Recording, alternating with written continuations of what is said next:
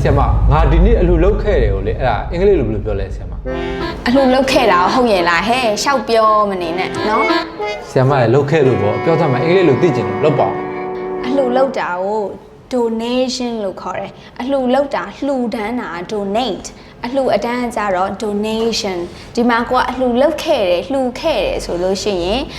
I made a donation today I made a donation today ပါတယ်ဘာဖြစ်လို့ past tense ဖြစ်တာလဲဆိုတော့အလှကပြီးသွားပြီလေနော်မနက်ကလည်းဖြစ်မယ်ဒါပေမဲ့ဒီနေ့ရဲ့အချိန်တစ်ခုခုမှာပြီးခဲ့ပြီးသွားပြီမို့လို့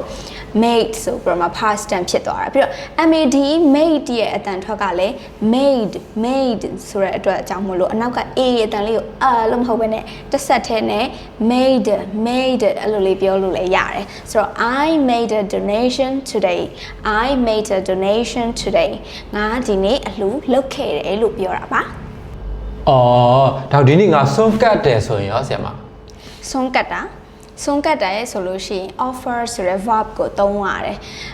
တခုကိုလှူဒန်းတာမျိုးကတ်လှူတာမျိုးအဲ့ဒါဆိုရင် offer လို့သုံးတာပေါ့နော်ဆိုတော့ဒီမှာလဲငါဆုံးကတ်ခဲ့တယ်လို့ပြောတာဖြစ်တဲ့အတွက်ကြောင့်မလို့ပြီးသွားတဲ့အဖြစ်အပျက်ကိုပြောတာအဲ့ဒါကြောင့်မလို့ past tense ကိုသုံးတယ် I offered food ကအစားအသောက်ကိုလှူတာဖြစ်တဲ့အတွက်ကြောင့်မလို့ food ပြီးတော့မှဘသူ့ကိုလှူတာလဲဆိုတော့ to the monks today ဘုန်းကြီးတွေပေါ့နော်တန်ဃာတော်တွေဘုန်းကြီးတွေကိုကြတော့ monk monk လို့မသုံးပါဘူးအတန်မထွက်ရပါဘူး monk monk အဲ့ဒါတခါတဲ့အတန်မှတ်ထား monk မဟုတ်ဘူး monk I offered food to the monks today I offered food to the monks today ငါဒီနေ့တန်ဃာတော်တွေကိုဆွမ်းကပ်ခဲ့တယ်လို့ပြောတာအဲ့ဆိုဆရာမငါဒီနေ့တရားထိုင်နေဆိုရင်ရောဆရာမတရားထိုင်တာကြတော့ meditate လို့ပြောတယ်ကိုယ့်ရဲ့စိတ်ကိုယ့်ရဲ့အတွင်းစိတ်ငြိမ်သက်ခြင်းရအောင်လို့တရားထိုင်နေဒါမှမဟုတ်ရင်လည်းပြန်လဲသုံးသက်တာတွေလုပ်တယ်အဲ့ဒါကို meditate လုပ်တယ်လို့ခေါ်တယ်ဆိုတော့တရားထိုင်ခဲ့တာပေါ့နော်ဆိုတော့ဒီဗီဒီယိုတစ်ခုလုံးမှာ past tense တွေပဲပြောမှာဆိုတော့ past tense တွေနဲ့ပဲဆက်ပြောရအောင် meditated ဆိုတော့ငါဒီနေ့တရားထိုင်ခဲ့တယ်ဆိုရင် I meditated today ငါဒီနေ့တရားထိုင်ခဲ့တယ်တရားထိုင်ပြီးသွားပြီပေါ့နော်ဆိုတော့ I meditated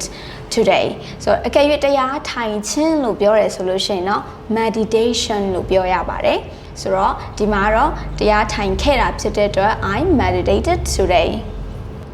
ငါဒီနေ့ဖျားပန်းလဲဆိုရင်ရောဖျားပန်းလဲတာလဲတနည်းအားဖြင့်ဖျားပန်းကိုကလှူတဲ့သဘောပဲအဲ့ဒါကြောင့်မို့လို့ offer ကိုပြန်ပြီးတော့မှသုံးလို့ရတယ် I offered flowers at the shrine today ငါဒီနေ့ဖျားစင်မှာဖျားပန်းကတ်လှူခဲ့တယ်ဖျားပန်းလှူခဲ့တယ်ပေါ့နော်ဆိုတော့ shrine ဆိုတာဘာလဲဆိုရင်ဖျားစင်ကိုပြောတာဖျားကျောင်းဆောင်လိုမျိုးတေချာလေးစောက်ထားပြီးတော့မှကိုးကွယ်တဲ့ရုပ်တုတွေပုံတော်တွေအဲ့လိုမျိုးထားတဲ့ဖျားကျောင်းဆောင်သဘောမျိုးကို shrine လို့သုံးပါတယ်ဆိုတော့ I offered flowers at the shrine today ငါဒီနေ့ဖျားစင်မှာဖျားပန်းလှူခဲ့တယ်ငါဒီနေ့ဖျားစင်တန်ရှင်းလုပ်တယ်ဆိုရင်ရောဆရာမ I cleaned the Buddha altar today ငါဒီနေ့ဖျားစင်ကိုတန်ရှင်းရေးလုပ်ခဲ့တယ်